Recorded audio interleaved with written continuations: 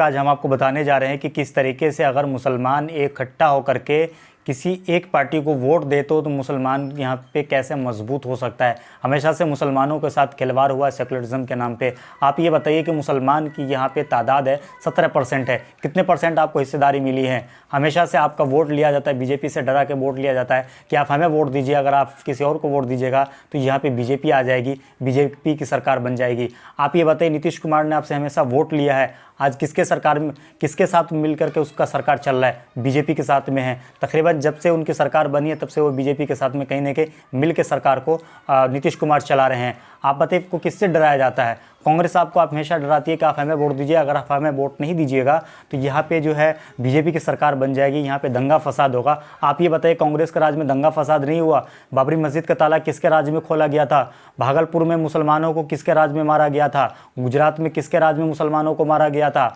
हाशिमपुरा किसके राज में हुआ था, जिससे कि नमाजी जो मस्जिद से जुमे की नमाज़ पढ़ के मस्जिद से नमाजी निकले थे उनको पुलिस द्वारा उठा के गोली मार दी गई थी। किसका राज था, कांग्रेस की राज में मारा गया था। मुजफ्फरनगर किसके राज में हुआ, और ना जाने हज़ारों लाखों दंगा है कांग्रेस के राज में हुआ। तो फिर आप डरा किससे रहे हैं। सबसे ख़तरनाक पार्टी, बीजेपी से ज़्यादा ख़तरनाक पार्टी तो कांग्रेस खुद है, जो कि हमेशा से मुसलमान को डरा के मुसलमान को वोट लेता हुआ आया है। आज कह रहे हैं कि आप हमें वोट दीजिए, असदुद्दीन ओवैसी साहब को आप बीजेपी का बी टीम बता रहे हैं। आप ये बताइए, कांग्रेस की सरकार अभी महाराष्ट्र में किसके साथ है, वो शिवसेना जिसने बाबरी मस्जिद को तोड़ा था। कहीं न कहीं जो बी टीम जो है खुला तौर पे कांग्रेस पार्टी हैं। इसके बारे में मेरे पास पूरा सबूत है, आप खुद पूरा हिस्ट्री पढ़ लीजिए कि कांग्रेस ने मुसलमान को कहाँ कहाँ मारा है। कांग्रेस के राज्य में से हज़ारों मुसलमान बच्चे हैं जिनको झूठी केस पे फंसा करके उनको अब तक जेल में बंद करके रखा हुआ है। किसी कोई 25 साल का सज़ा काट के बाहर निकल रहा है, बाद में पता चल रहा है कि इनके खिलाफ़ कोई सबूत नहीं है। वो किसके राज में पकड़ा था, कांग्रेस के राज में। जिस दिन से बिहार में ओवैसी का पार्टी ने अनाउंसमेंट किया था कि हम यहाँ से 50 सीटों पर चुनाव लड़ेंगे, जो ये फर्जी सेकुलर पार्टी है, इनके पेट में दर्द होने लगा था। नमस्कार, मैं हूँ आपका दोस्त जाहिद, आप देख रहे हैं डेली हिंद। हमें चुनावी दौरे पे आज हम आपको बताने जा रहे हैं कि जिस दिन से असदुद्दीन ओवैसी साहब ने यहाँ से अनाउंसमेंट किया था कि हम बिहार में 50 सीटों पर चुनाव लड़ेंगे, जो ये फर्जी सेकुलर पार्टी है, जो हमेशा से मुसलमानों का वोट लेकर के यहाँ पे मुख्यमंत्री, प्रधानमंत्री वगैरह बनते आए हैं। अब क्या हुआ कि असदुद्दीन ओवैसी साहब की यहाँ पे एंट्री हो गई है। एंट्री होने के बाद अब इनके पेट में दर्द होने लगा है। अगर आपने चैनल को सब्सक्राइब नहीं किया तो लाल वाले बटन दबा के चैनल को हमें सब्सक्राइब करके हमारा हौसला बढ़ाइए। वीडियो में हम आपको बताने जा रहे हैं कि किस तरीके से अगर आप यहाँ पे अपने कायद को वोट देते हैं तो आपको हिस्सेदारी मिल सकता है। देखिए, सबसे पहली चीज़ है कि मुसलमान के बिहार के अंदर आबादी हैं वो 17% है, और यादव की आबादी तकरीबन 11 या 13% है। आप ये बताइए कि 17% के हिसाब से आपको हिस्सेदारी कभी मिली है? आप बायोडाटा निकाल के देख लीजिए। यादव हमेशा एमवाई समीकरण की बात करती है। यहाँ पे मुस्लिम यादव का वोट लेके यहाँ पे सरकार बनाती आई है आरजेडी पार्टी। आप ये बताइए कि इस बार मुसलमान को कितना सीट मिला है? 243 सीट में से सिर्फ 11 मुसलमानों को, माफ़ कीजिएगा, 144 जो कांग्रेस को भी सीट मिला है और आरजेडी को मिला है। शेयरिंग की बात करूँ, सिर्फ आरजेडी की मैं बात करूँ तो 144 में से सिर्फ 10 मुसलमानों को यहाँ से टिकट मिला है बिहार से। आप ये बताइए कि 17% में आपको सिर्फ 11 मिला है। और यादव का देख लीजिए, 50% जो है उनके पार्टी में यादव है। तो कहाँ है एमवाई समीकरण? अच्छा, जो ये फर्जी सेकुलर पार्टी है, ये हमेशा से मुसलमान को डराता है कि आप हमें वोट दीजिए, अगर आप किसी और को वोट दीजिएगा तो यहाँ पे बीजेपी की सरकार बन जाएगी। जिस तरीके से असदुद्दीन ओवैसी साहब को वोटगटवा पार्टी कहा जाता है, वो इसलिए कहा जाता है कि अगर आप असदुद्दीन ओवैसी साहब को वोट दीजिएगा तो ये जो फर्जी सेकुलर हैं, ये अपने आप को जो सेकुलर मानती है जो पार्टी, ये कहती है कि आप हमें वोट दीजिए, हम आप विकास का काम करेंगे, हम रोज़गार का काम करेंगे, हम शिक्षा का काम करेंगे, हम बीजेपी को रोकने का काम करेंगे। अगर आप असदुद्दीन ओवैसी साहब को वोट दीजिएगा तो इनको कौन वोट देगा?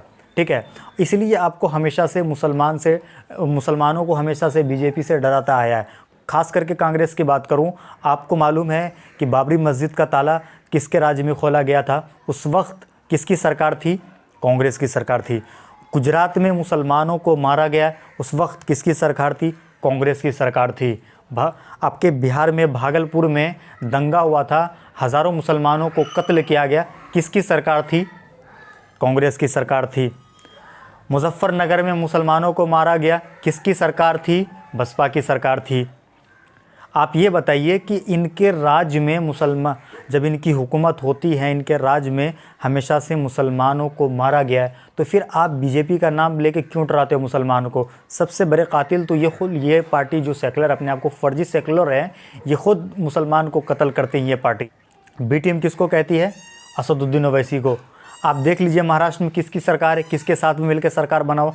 शिवसेना, जिसका सबसे बड़ा हाथ है बाबरी मस्जिद को तोड़ने में, आज उसके साथ में कांग्रेस की सरकार बनी हुई है महाराष्ट्र के अंदर। बताइए कि बीजेपी का बी टीम कौन है? आप खुद सोचिए ना। तो आपको हमेशा से डराता आया है।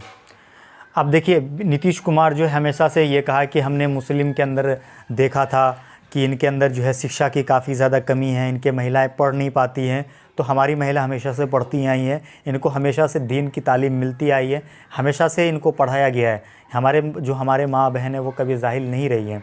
ठीक है, आप ये बताइए कि अभी बिहार में रोज़गार का क्या हाल है, शिक्षा का क्या हाल है, बाढ़ की क्या समस्या है, पलायन की क्या समस्या? आपने पलायन नहीं रोका।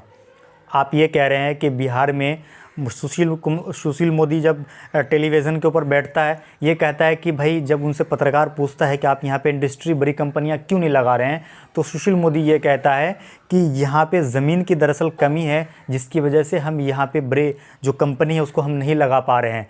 जब नीतीश कुमार से पूछा जाता है कि आप यहाँ पे कंपनियाँ क्यों नहीं खोल रहे हैं, तो ये कहता है कि यहाँ जो है समुद्र की कमी है, समुद्र नहीं है, जिसकी वजह से यहाँ पे जो है बड़ी कंपनी नहीं लगा सकते हैं। आप बताइए कि राजस्थान में जो है कोई पानी का कोई सुविधा नहीं है, वहाँ तो इंसान पानी के लिए तरस जाता है, फिर भी वहाँ पे 17,000 के आसपास जो है वहाँ पे कंपनियाँ हैं, जो प्राइवेट कंपनी, जो छोटी छोटी कंपनियाँ जिससे कि लोगों को रोज़गार मिलता है, 17,000 के आसपास है। बिहार में कितना, 1600 या 1200 के आसपास है। ठीक है, तो आप ये बताइए कि आप ये लोगों से झूठ क्यों कह रहे हैं? अच्छा, लालू प्रसाद यादव की पार्टी में मैं शाहपुर कमाल विधानसभा के बारे में कहूं तो यहाँ से अभी जो इस बार एमआईएम पार्टी से चुनाव गोरेलाल यादव लड़ रहे हैं, यहाँ से आप देख लीजिए कि 7 बार जो है आरजेडी पार्टी के यहाँ पे विधायक रहे हैं। आप बताइए, शाहपुर कमाल के अगर कोई आपके जानने वाले हों, उनको फ़ोन कीजिए, चाहे वो किसी भी धर्म के हों, किसी भी जाति के लोग हैं, आप उनको फ़ोन कीजिए और फ़ोन करके पूछिए कि शाहपुर कमाल के अंदर कितना विकास हुआ है। आपको वो बता देंगे कि शाहपुर कमाल के अंदर कितना विकास हुआ है, आपको वो बताएंगे। अगर आप एमआईएम पार्टी का विकास अगर आप देखना है तो आप हैदराबाद में देख लीजिए। अभी जितने भी सेकुलर फर्जी हैं पार्टी हैं, वो अभी एक कहीं ना कहीं अपने सभा कर रहे हैं, कहीं रैलियां कर रहे हैं। आप असदुद्दीन ओवैसी साहब को देख लीजिए कि अभी हैदराबाद में बारिश हुई थी काफ़ी ज़्यादा तेज़, वहाँ पे काफ़ी तबाही मची थी।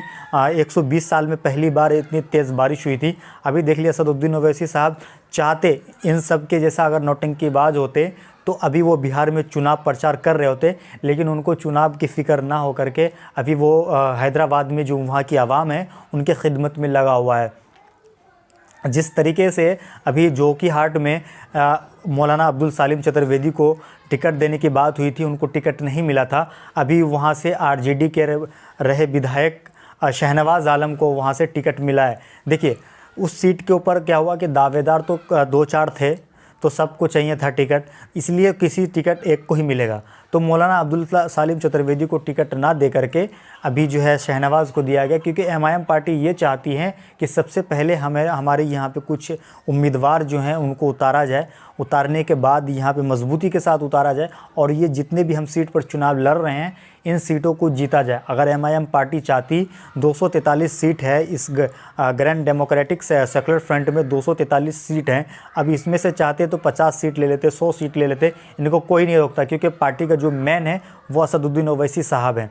अगर ये चाहते हैं तो इनको कोई नहीं रोक पाता, लेकिन इन्होंने सिर्फ 24 सीट लेने की बात इसलिए करी, इन्होंने 24 सीट सिर्फ इसलिए लिया क्योंकि यहाँ पे मजबूती के साथ लड़ सके और 24 के 24 सीट को यहाँ से, जितने भी सीट यहाँ से लड़ रहे हैं सबको जीत कर वापस जाएं, जिससे कि आने वाले वक्त में एमआईएम पार्टी और भी मजबूती से बिहार में चुनाव लड़ेगी और इनके जो विधायक जीतेंगे वो बड़े बड़े पद पे होंगे, बड़े बड़े मतलब मंत्री बनेंगे, जिससे कि मुसलमान की अगर कोई परेशानी हो, उनके हक हुकूक की बात हो तो मुसलमान के लिए और जो दीगर जाति के लोग हैं, जो कि छोटे तबके के लोग हैं, दलित हैं, उनके लिए लड़ के, उनके लिए आवाज़ उठा के उनका हक छीन के और उन गरीबों तक पहुंचाया जा सके। तो ये मकसद है।